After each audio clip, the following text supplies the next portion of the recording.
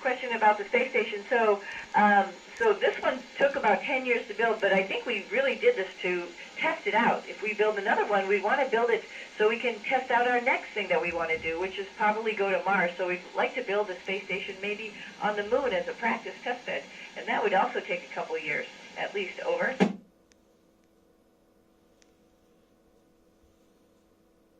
I hear you loud and clear now. So, if we get sick, we try to avoid that by going into quarantine beforehand and making sure that we're not sick when we launch, so we don't get the people up here sick. But if we do have all sorts of medical equipment, and we have a doctor on console and mission control. Over.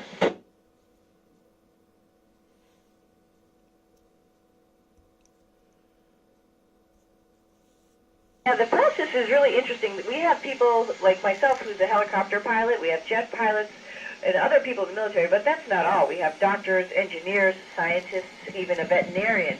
So to become an astronaut, usually everybody is in a STEM field. They've been there such that they maybe ran a lab or maybe was in charge of something and ran a team. And once you become an astronaut, you have to learn what spacecraft do and how they fly. So that takes a couple years before you actually get to go to space. Over.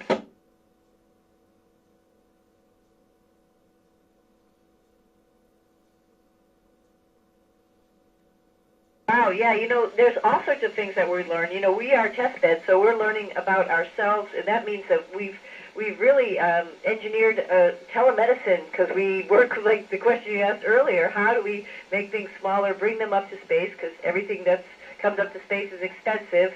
So if we don't have to do that, how can we do like telemedicine? And that has helped with people all over the world. We've sort of been the pioneers of that in that field. Over.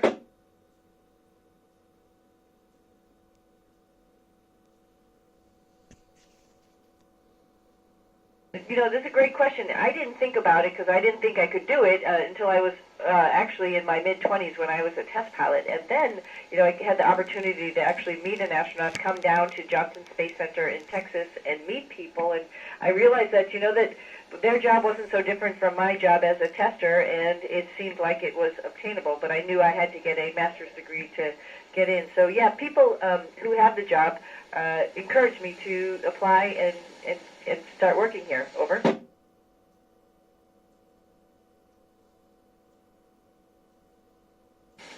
There's a lot of sort of scary things. There's funny noises on the space station. I was out on a spacewalk, and it was lasting a long time, and I was really worried about making sure that we gathered everything, we're able to get back to the airlock. But also, even flying on spacecraft, launching on a rocket, our spacecraft on the way up here was making some funny noises, and it was a test flight. We learned that there was some couple malfunctions in some of the jets. So all of that's a little bit scary, but we're trained for those types of things, and we do a little bit of risk analysis and understand everything about what we're doing. So hopefully we can get out of those situations. Over.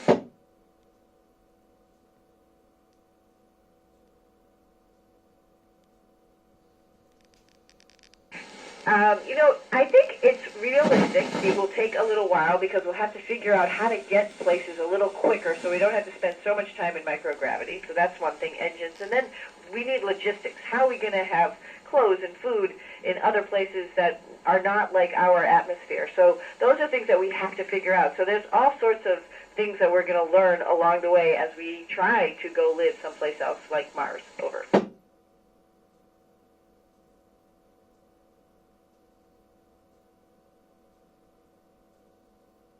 Interesting question. It's actually a little bit easier. Your heart doesn't have to work so hard because it doesn't have to overcome gravity by pulling blood down from your, up from your lower extremities. So that's one of the muscles that we have to work out, why we have to do aerobic exercise. Over.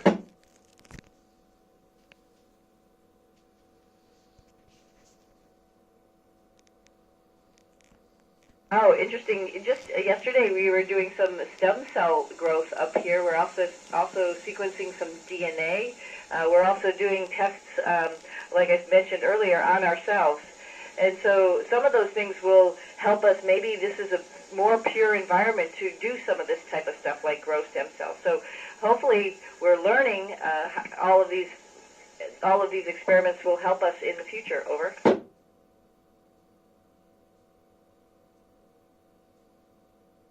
So when you're leaving the atmosphere, that's pretty quick. You know, when you're in a rocket and you're launching, I think people don't understand that it only takes, depending on what altitude you're going to or what orbit you're going to, for us it only took about 10 minutes. And so that's a very dynamic time as the rocket is flying, and then you're getting essentially punched off the rocket in your spacecraft. So leaving the atmosphere is just pretty quick. It's more of a sensation feeling. But once you get up into out of the atmosphere and the engines stop and you automatically start floating. That's a whole other different story. It's a little bit odd, but you get used to it pretty quick. Over.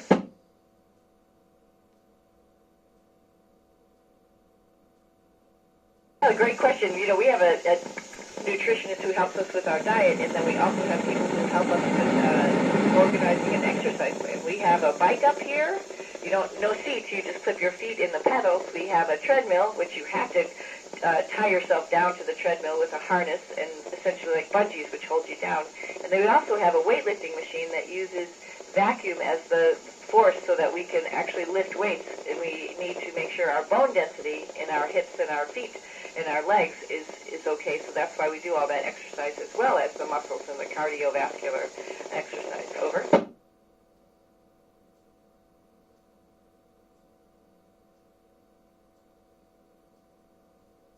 Claire, I don't know the answer to that question. I don't think so. You know, it's a closed atmosphere up here, so sometimes people get maybe a little skin rash or something like that.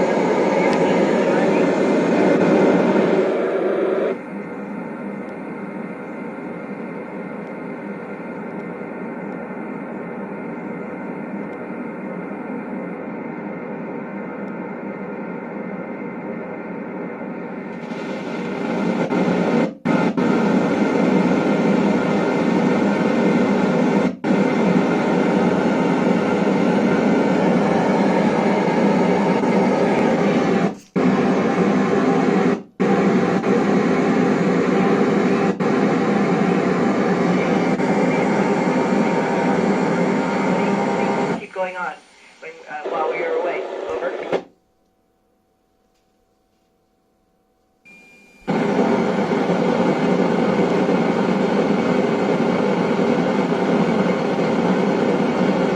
We're trying to figure that out, and potentially it could be one of the forces of Jupiter. So we're getting ready to send a spacecraft there to take a look. So we think one of those things actually might be water. Probably is something like radiation.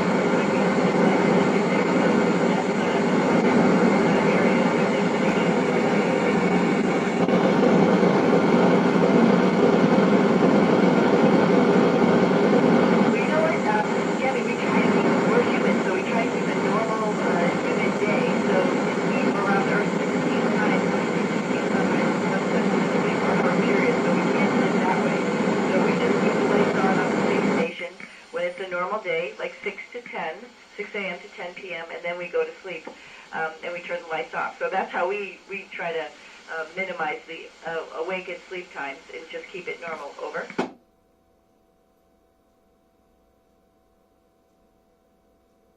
You know, Noah, I don't know the answer to this question. Research. We're going to maybe both have to Google it. We do have the internet up here, so we might have to Google it and see what's